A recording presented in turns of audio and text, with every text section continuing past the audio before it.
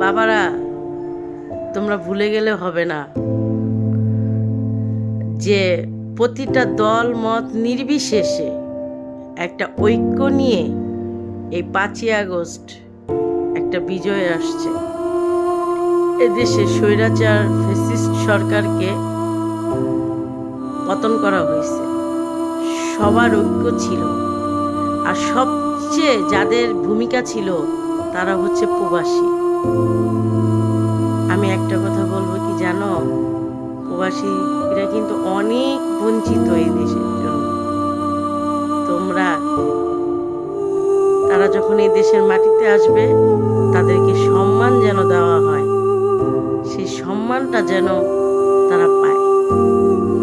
Remittance বন্ধ করে এক যুদ্ধ ঘোষণা করছিল, এবং কি তারা সমগ্র টিকটক, ফেসবুক, হোয়াটসঅ্যাপ, ইনস্টাগ্রাম যেখানে পাচ্ছে সেখানেই তোমাদের হয়ে প্রতিবাদ করছে।